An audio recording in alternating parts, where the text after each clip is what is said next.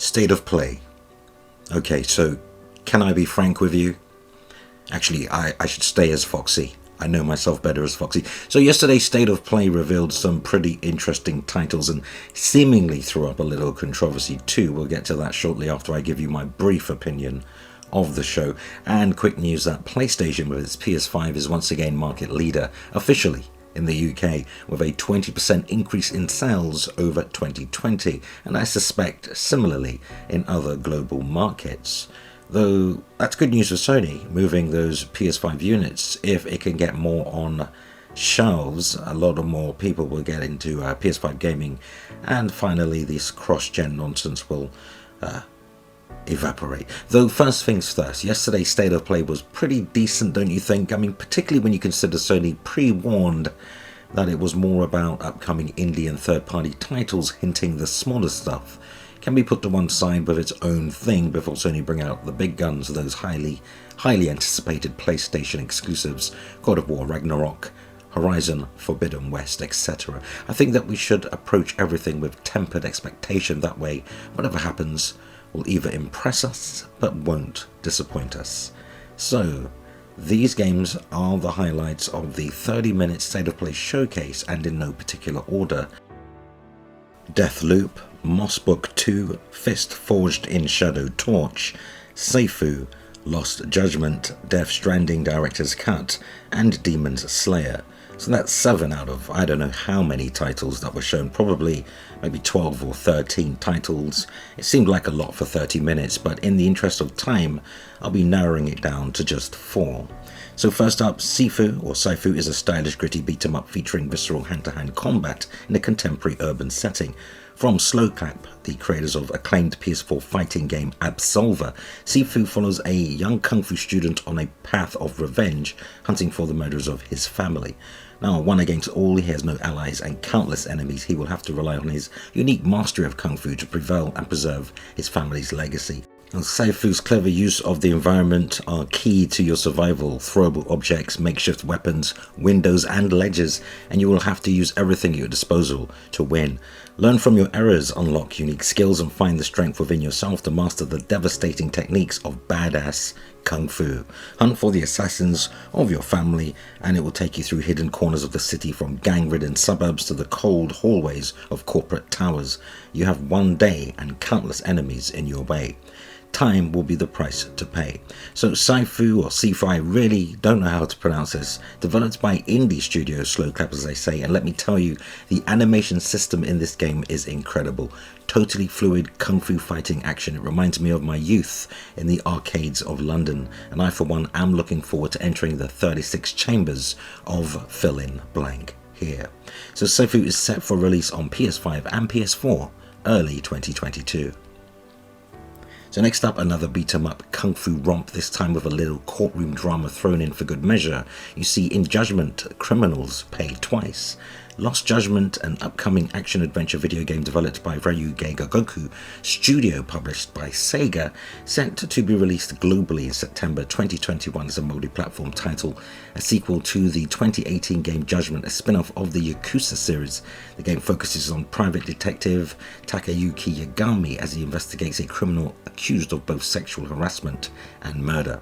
Now, as an ex-lawyer, now private detective, the protagonist will fight and solve clues across the open world, and the staff really aims to balance the game's dramatic and comic stories. The characters include Kazuki Soma and Akihiro Ihara, voiced by Hiroshi Tamaki and Ken Wasatsushi respectively. The former is an underground lord from the RK group in Kamurocho, while the latter is a Metropolitan Police Department chief. Originally titled Judge Eyes in Japan, Sega reportedly preferred naming the Western version, resulting into Judgment being part of the sequel's title, even in Eastern territories. The plot was written to be realistic, something the staff found challenging, while providing themes seen as sensitive to the audience, like bullying, as well as what really people would call justice, with the latter being explored through Yagami's characterization. Judgment is a lot like how the Yakuza series used to be, before it changed the combat system to turn-based. Okay, so we're doing okay so far, but I've just noticed the director's cut but he won't be needing a band-aid. Kojima Productions and Sony collaboration Death Stranding launches on PS5 with a director's cut, and it's much more than just high resolution or an FPS boost makeover. Here are the details of the specific PS5 only features, cross saves and upgrade paths for owners of the PS4 version and those who are going to buy the PS5 version for their first experience on the new console. Now, Death Stranding Director's Cut is the definitive experience, featuring the unique social strand system which allows players to stay connected with other players from around the globe. Death Stranding Director's Cut will enable players to experience Death Stranding, the genre-defying open-world action-adventure game starring Norman Reedus, Mads Mikkelsen, Lea Seydoux and Lindsay Wagner, fully remastered and expanded for PS5 consoles.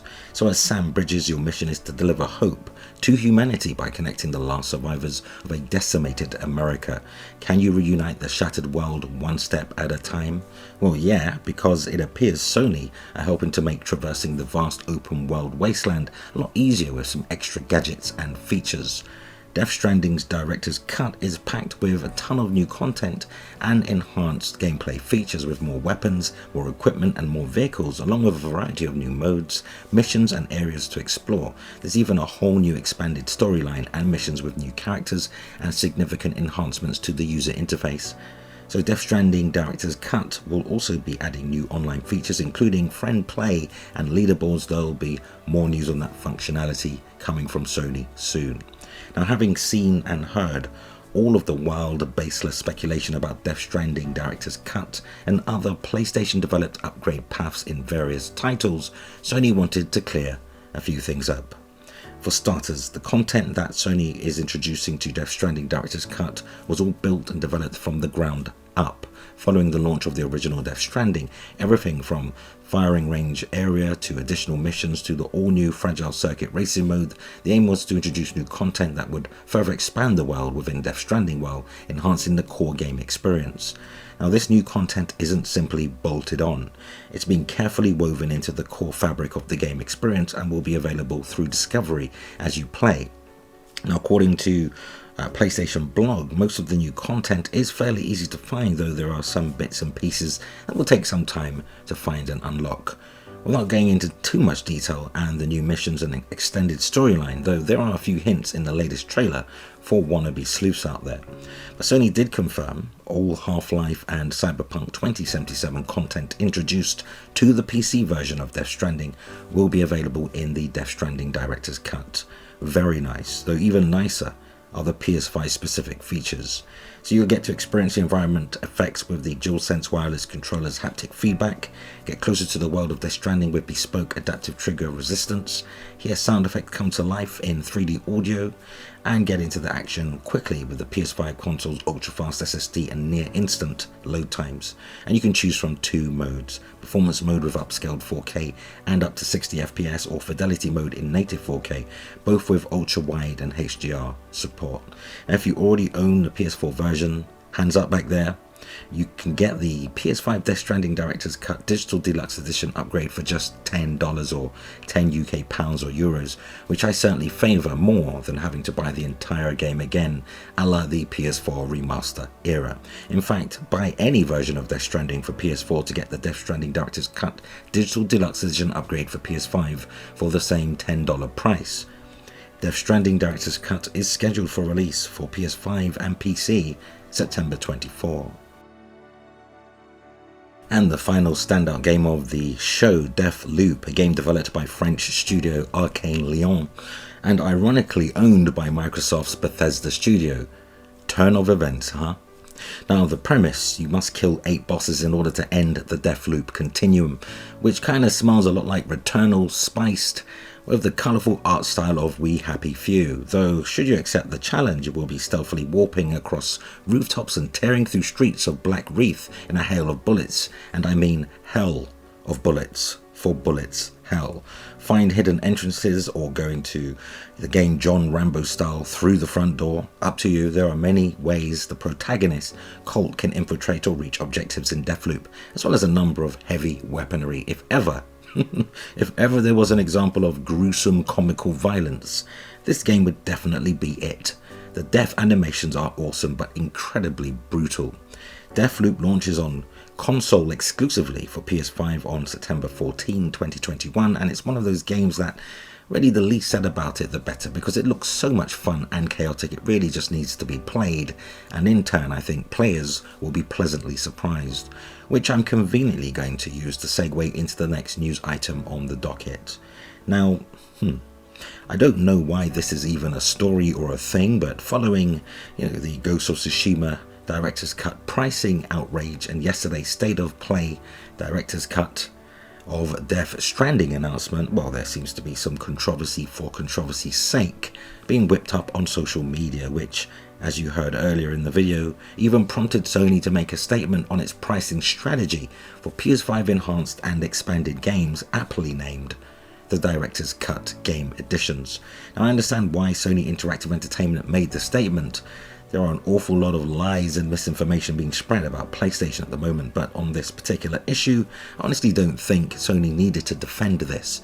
Adding a whole new island and storyline to, Ghost of Tsushima Director's Cut, as well as all the other PS4 extras, really does not need defending. Death Stranding has a bunch of extras and new stories as well, characters, missions, vehicles, enemies, weapons, and a 60 FPS option for just $10. I mean, if $10 is asking too much for all that content that, requires extra development time and resources, I don't know. I really don't know what to tell you.